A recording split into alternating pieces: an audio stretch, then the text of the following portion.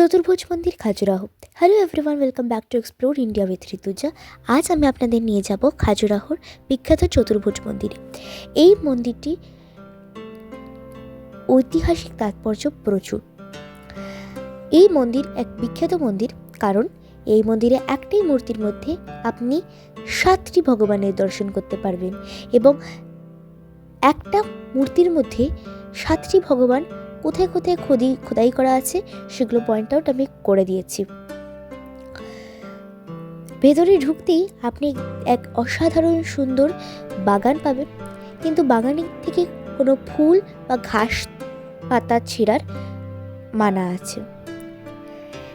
এই মন্দিরে ঢুকতেই একটা জিনিস এটা আমার চোখে নজরে পড়লো, সেটা হলো ওইখানটায় রাখা কিছু পিসেসের উপর।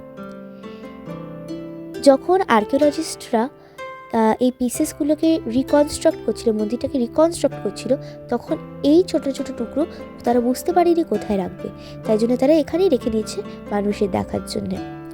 আমি যত দেখছিলাম আর যত অবজার্ভ করছিলাম, ততই আমার মনে এই একটাই প্রশ্ন জাগছিল, কিভাবে করলো তারা। ভারতীয় কলাকারদের ট্যালেন্ট দেখলে আমরা সবাই অবাক হয়ে যাই।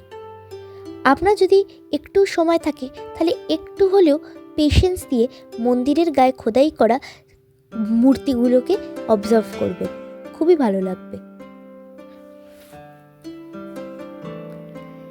এটা হলো সেই মূর্তি যার মধ্যে 5 ভগবানের দর্শন করতে পারবেন।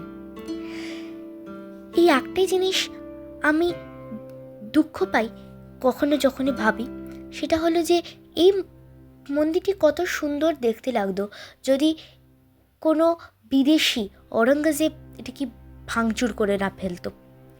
দেখতেই পাচ্ছেন, যখনই আমি ক্যামেরা ঘোরাচ্ছি কোথাও না কোথাও ভাঙাচোরা মূর্তি তো দেখতেই পাবেন। যেমন এই মূর্তিটার দুটো হাতের চেটোই দেখা যাচ্ছে না, হাতের চেটো কোথায় কেটে ভাসিয়ে দিয়েছে কে জানে। এইটা জটা শিব ভগবানের 1 নম্বর। 2 নম্বর, বুদ্ধার বা বেবি বুদ্ধার চিহ্নটাকে এখানে দেখানো হয়েছে। 2, 3 ব্রহ্মা ভগবানের বডি। 4 বিষ্ণু ভগবানের হাত, চতুর্ভুজ, 4টি হাত। 5 কৃষ্ণকে যেখানে তীরবিদ্ধ করে মারা হয়েছিল, যে পায়ের চেটো যেই অংশটাতে, সেটা দেখানো হয়েছে। আর দুপাশেই রাধা আর রুক্মিণী আছে। ভিডিওটা আমি এখানেই এন্ড করলাম। আশা করি আপনাদের সবার ভালো লেগেছে। Bye bye.